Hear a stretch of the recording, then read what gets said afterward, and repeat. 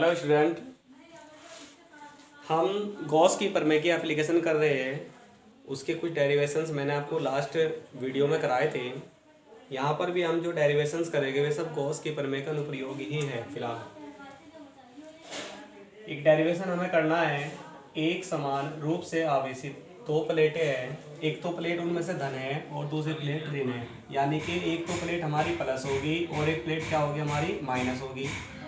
इन दोनों प्लेटों के बीच में वैद्युत क्षेत्र की तीव्रता हमें ज्ञात करनी है। हमने मान लिया कि हमारे पास जो दो प्लेटें हैं इनका नाम रख दीजिए, मान लो x और y है। इनमें से एक पर प्लस का क्यू आवेश फैला है, दूसरी पर उतना ही माइनस है जितना पहली पर प्लस है आपका। ये हो गया, ठीक है। अब इन दोनों प्लेटों के बीच हमें वैद्युत क्षेत्र की तीव्रता ज्ञात करनी है। मान लीजिए बिंदु P पर वैद्युत क्षेत्र की तीव्रता आपको ज्ञात करनी है। बात ये आती है, ये जो प्लेटें आपका काम करेगी, ये काम करेगी चादर के तरह से। और चादर के लिए वैद्युत क्षेत्र की तीव्रता का फॉर्मूला हम पढ़ चुके हैं पहले ही लास्ट वीडियो में। सिग्मा बटे में 2 एप्सिलॉन 0 होता है।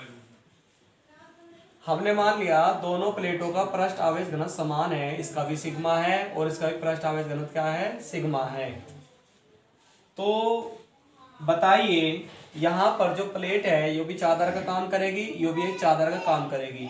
एक्चुअली आपको जो हिस्सा दिखाई दे रहा है ये केवल सामने का हिस्सा है, ये वाला। बाकी प्लेट तो पूरी चादर है पीछे तक के, आपको केवल ये हिस्सा दिखाई दे रहा है बस, ठीक है। तो बताइए, प्लेट एक्स के कारण आप निकाल लीजिए वैद्युत क्षेत्र की तीव्रता। इसके कारण जो वैद्युत क्षेत्र की तीव्रता है उसे हमने नाम दिया E1। पहली के कारण फॉर्मूला वही होता है, सिग्मा चेंज नहीं होने का 2 बटे एप्सिलॉन 0। इसी तरह आप वैल्यू निकालोगे प्लेट Y के कारण वैद्युत क्षेत्र की तीव्रता निकालिए। वैद्युत क्षेत्र की तीव्रता दूसरी जो प्लेट है उसके कारण वैद्युत क्षेत्र की तीव्रता है, उसे हम नाम देंगे E2। सिग्मा समान है तो 2 एप्सिलॉन 0, ये हो गया आपका। अब हमें देखना होगा दो वैद्युत क्षेत्र की तीव्रता है, तो परिणामी निकालने के लिए हम देखते हैं परिणामी वैद्युत क्षेत्र की तीव्रता।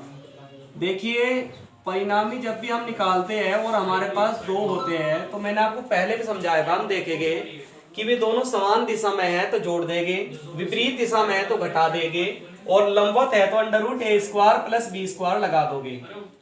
दिशा देखते हैं, दिशा जो होती है धनावेश से दूर होती है, पहली प्लेट से दूर की ओर होगी E1।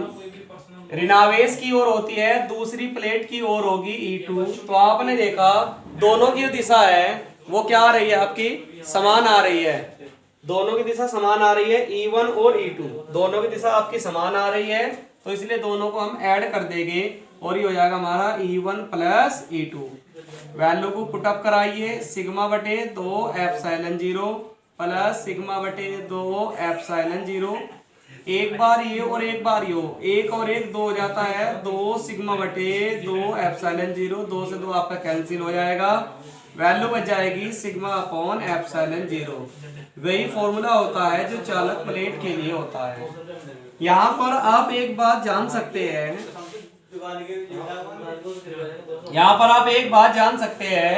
कि अगर मान लीजिए आपको प्लेटों के बाहर बात करनी है कि भाई प्लेट के बाहर भी हो सकती है क्या वैद्युत क्षेत्र, तो मैं बिंदु ले रहा हूँ एक, यहाँ पर बिंदु का नाम P' दे दिया मैंने। धनावेश से दूर होती है तो E1 इधर को होगा, ऋणावेश की ओर होती है तो E2 इधर को हो जाएगा अब की बार। तो आप देखिए अपोजिट दिशा है क्या। तो अगर मैं बात करूं प्लेटों के बाहर, तो माय डियर स्टूडेंट प्लेटों के बाहर जब E निकालूंगा तो दोनों आपका कैंसिल हो जाएगा, E1 - E2। E1 का मान सिग्मा बटे 2 एप्सिलॉन 0, E2 का मान भी सिग्मा बटे 2 एप्सिलॉन 0, दोनों कैंसिल हो गए 0। तो ये बात आपको हमेशा ध्यान रखनी है, अगर हमारे पास दो प्लेटें हैं, एक प्लस है माइनस है, दोनों पर समान आवेश है, तो उनके बाहर वैद्युत क्षेत्र नहीं होगा, बाहर की तरफ वैद्युत क्षेत्र का मान 0 होता है। एक इंपॉर्टेंट सवाल है, टॉपिक है आपका ये, ठीक है। यहाँ पर आपका नेक्स्ट टॉपिक होता है कि एक समान वैद्युत क्षेत्र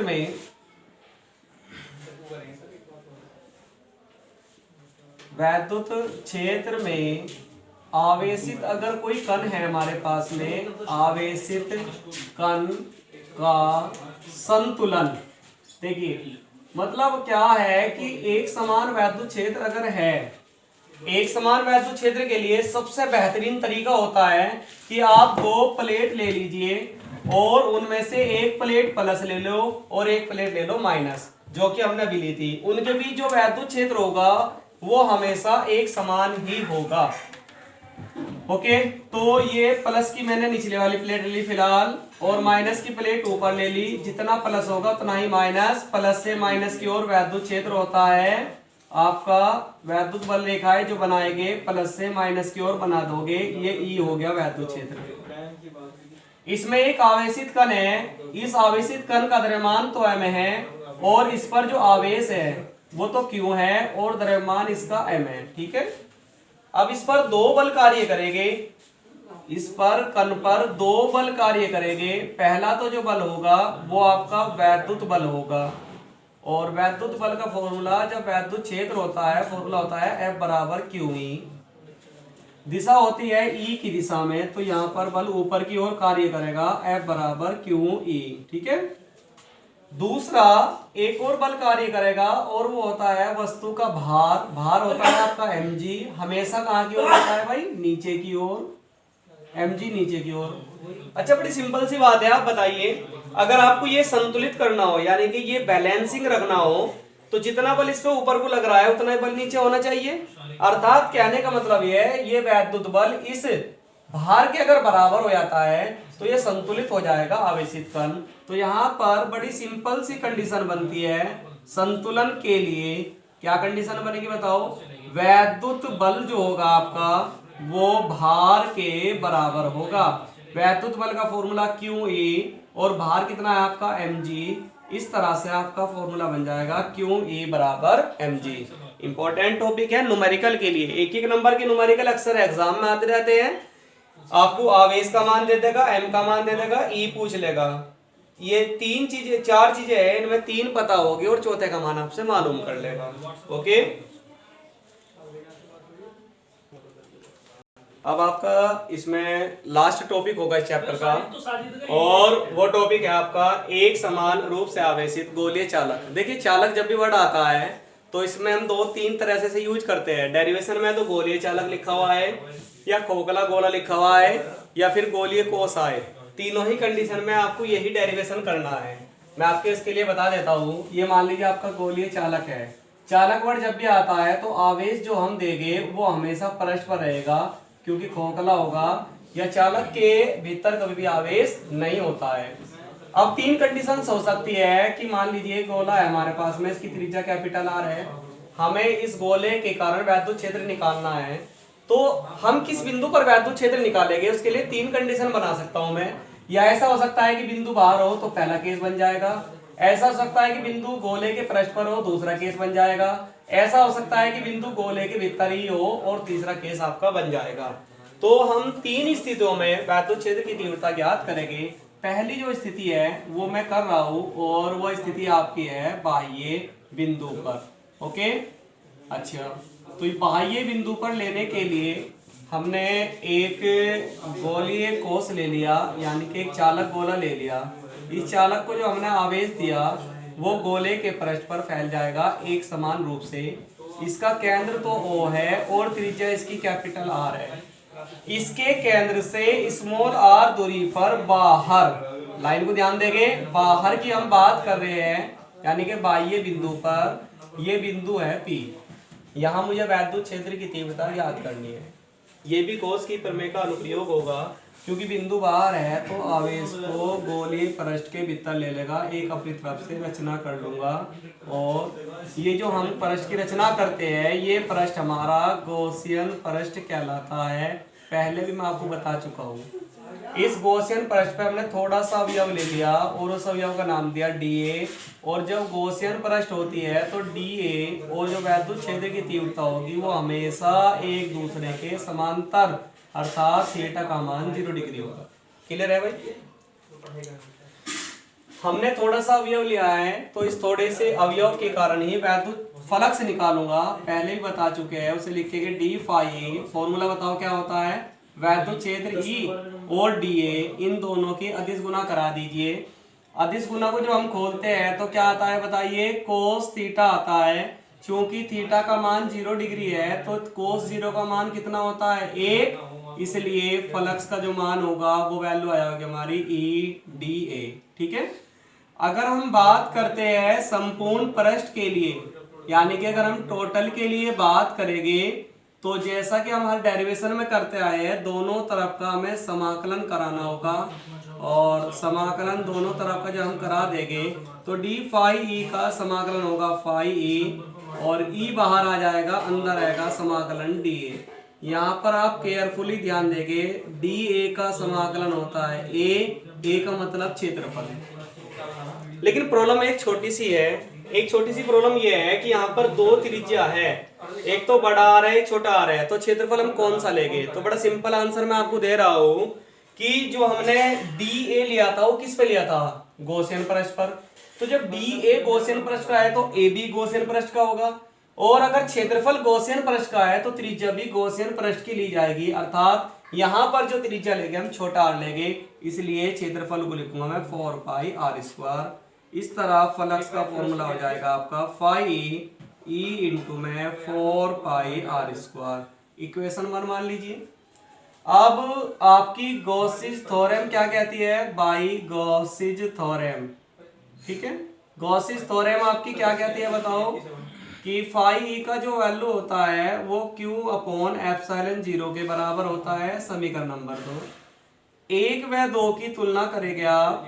जब तुलना करेंगे तो लेफ्ट साइड इनकी बराबर है, राइट साइड भी बराबर आएगी, तो यहाँ पर वैल्यू आएगी ई इंटू में 4 पाई आर स्क्वायर, और ये होगा क्यू बटे में एप्सिलॉन 0। ई का मान आप निकाल सकते हैं, 4 पाई भाग में चला जाएगा तो ये हो जाएगा 4 पाई एप्सिलॉन 0, साथ में ले लिया, ऊपर क्यू बचा, आर स्क्वायर भी भाग में चला जाएगा। आपको याद होगा ये वही फॉर्मूला है जो बिंदु आवेश के कारण होता है। अर्थात अगर बाहर बिंदु हो तो हम इस पूरे गोले को एक बिंदु आवेश मानकर यही फॉर्मूला हम लगा सकते हैं। क्लियर? इसका एक और रूप में बनाने वाला हूँ। अब आपने देखा कि आवेश कहाँ फैला है? पृष्ठ पर, तो इसलिए क्या लेंगे? पृष्ठ आवेश घनत्व। अच्छा, कहाँ पर फैला है? गोले के पृष्ठ पर, तो गोले का पृष्ठ आवेश घनत्व, पृष्ठ आवेश घनत्व सिग्मा होता है। तो तब सिग्मा का फॉर्मूला बताइए। सिग्मा बराबर कितना होता है? क्यू बटे। यहां पर भी मैं आपको समझाना चाहूंगा। ए, फिर से प्रॉब्लम आ गई। ए क्षेत्रफल लेना है तो बड़ा आर ले छोटा आर ले। तो सुनिए बात को ध्यान से। अब की बार जो आवेश फैला है गोले पर फैला है, पृष्ठ आवेश घनत्व हमने किसका लिया है? गोले का, तो त्रिज्या भी हम गोले की ले गए यहाँ पर, इसलिए फॉर्मूला हो जाएगा क्यू बटे में 4 पाई कैपिटल आर स्क्वायर। इसकी क्रॉस गुना कराइए, क्यू बराबर sigma 4 pi capital R square. समीकरण 3 में मान रख देंगे। जब आप समीकरण 3 में इसका मान रखोगे तो वैल्यू आपको इस तरह से मिल जाएगी। ई बराबर वैल्यू लीजिए 1/4 पाई एप्सिलॉन 0, क्यों की जगह वैल्यू रख देंगे sigma 4 pi capital R square बटे स्मॉल आर स्क्वायर। क्लियर है? 4 पाई से 4 पाई कट जाएगा, ऊपर सिग्मा बच गया, नीचे एप्सिलॉन 0 बच गया, ऊपर हो गया कैपिटल आर स्क्वायर, नीचे हो गया स्मॉल आर स्क्वायर। तो एक फॉर्मूला हमारा ये बन जाएगा सिग्मा के रूप में। क्लियर भाई? इंपॉर्टेंट है, अक्सर का एग्जाम के अंदर बाह्य बिंदु पर रिपीट होता रहता है। ठीक है।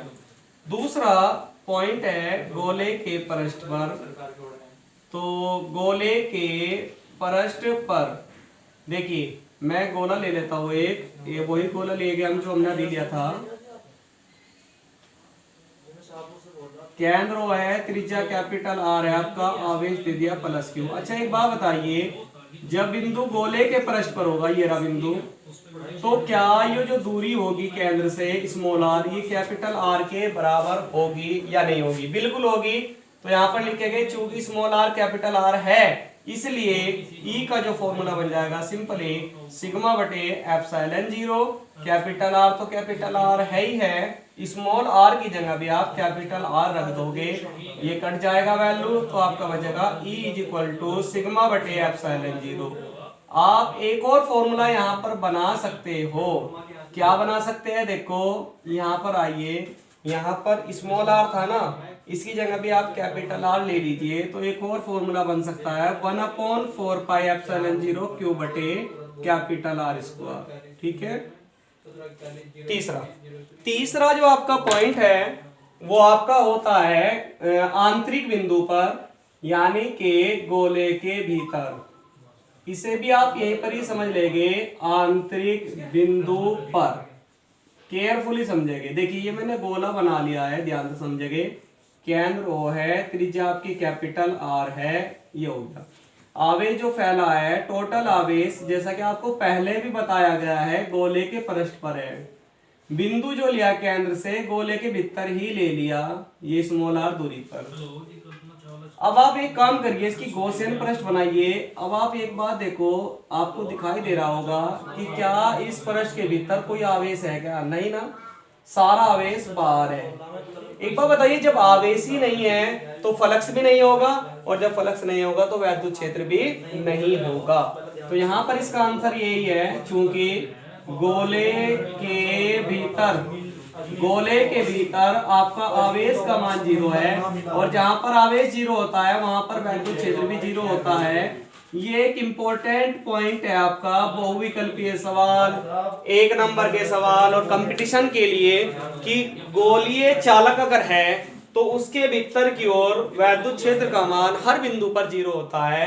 जैसे गोले की त्रिज्या 50 सेंटीमीटर है और आपसे 20 सेंटीमीटर पूछने लगे, तो 20 सेंटीमीटर का बिंदु गोले के भीतर आएगा तो वहां पर वैद्युत क्षेत्र कितना होगा, जीरो होगा।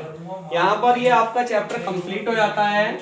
नेक्स्ट वीडियो में हम आपसे जो डिस्कस करेंगे वो न्यूमेरिकल कराएंगे, चैप्टर फर्स्ट और चैप्टर सेकंड के दोनों के NCERT न्यूमेरिकल एक साथ कराएंगे नेक्स्ट वीडियो में। ओके।